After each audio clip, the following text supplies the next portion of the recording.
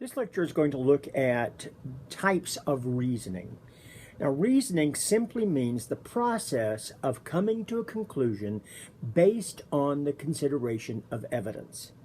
And we're going to look at several types of reasoning today, and then some logical fallacies, some wrong reasoning that we often fall victim to.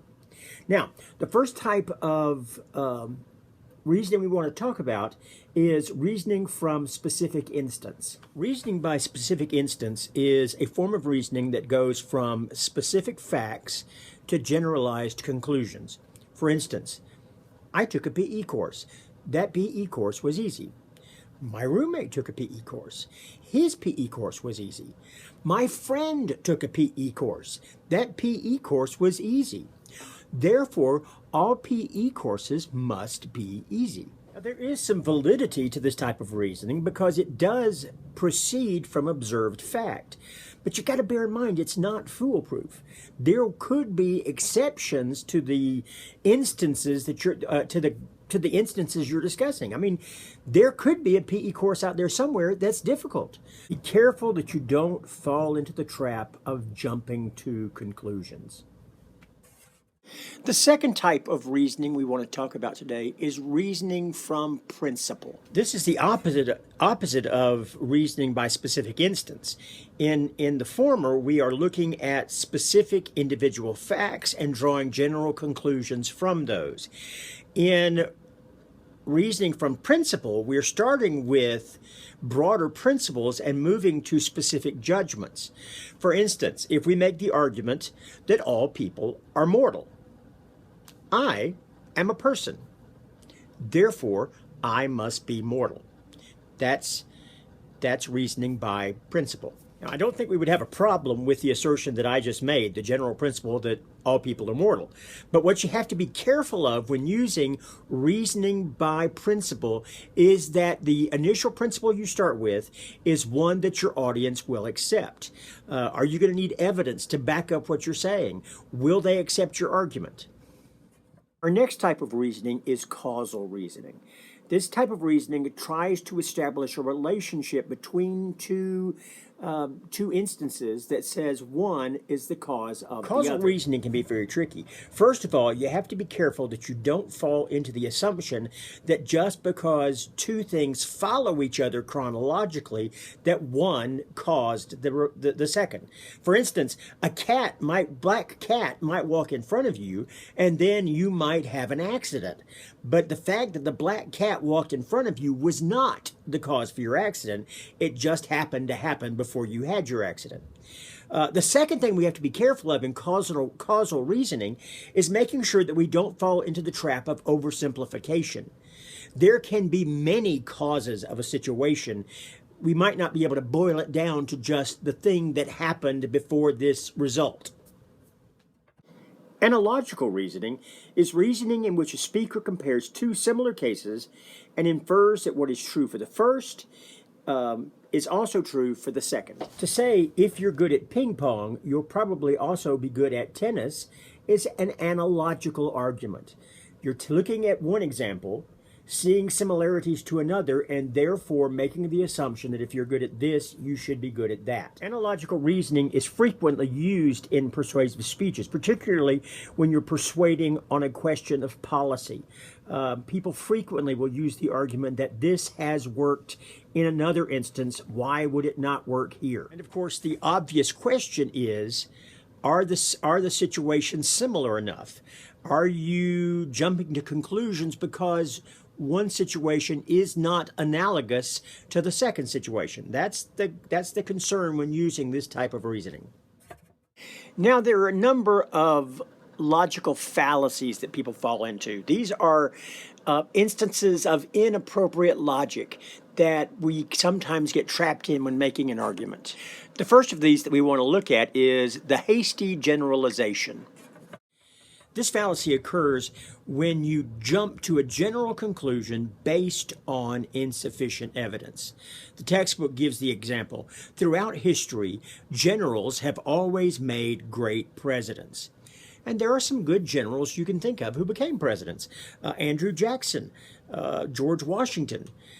But then there are plenty of generals who were okay generals, but who became bad presidents. Strategically, Ulysses S. Grant was one of the best generals of all time. I mean, his dogged approach to the Civil War is what allowed for Union victory. But when you look at his policy as a president, he was not a very good government leader. A false cause is our second fallacy, and that is a fallacy in which a speaker mistakenly assumes that because one event follows another, the first event is the cause of the second.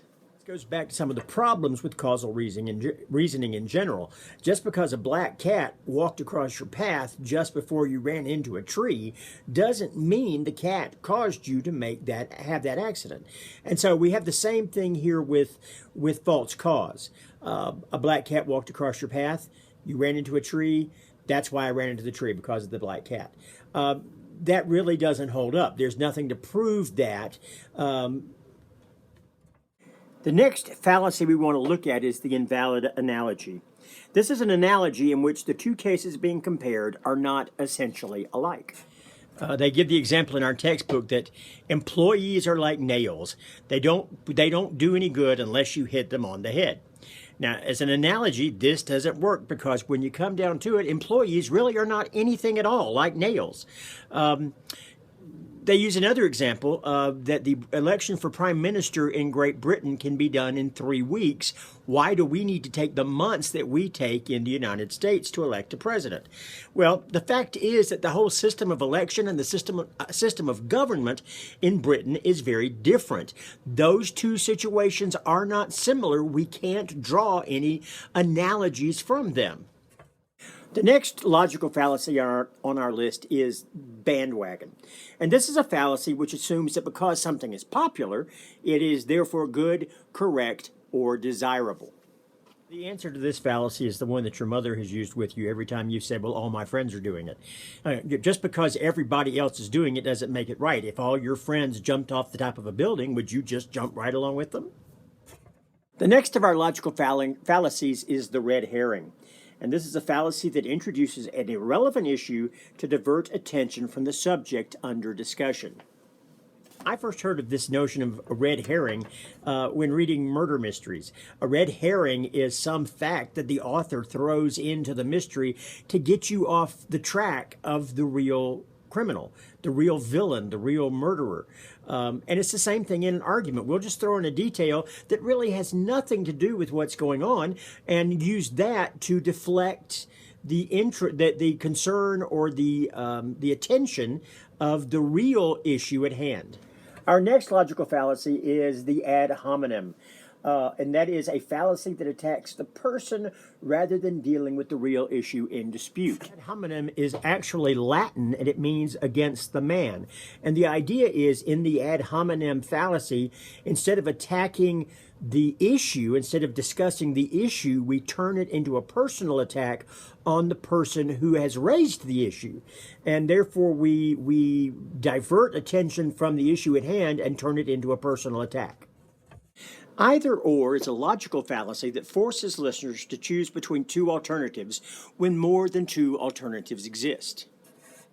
The textbook gives the example of a speaker saying, our government must raise taxes or cut services to the poor.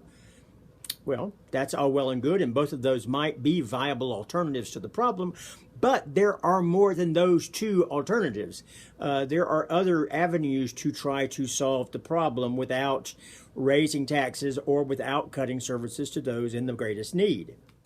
Slippery slope is a logical fallacy that has been in the news a great deal lately due to the debate over marriage equality in the United States.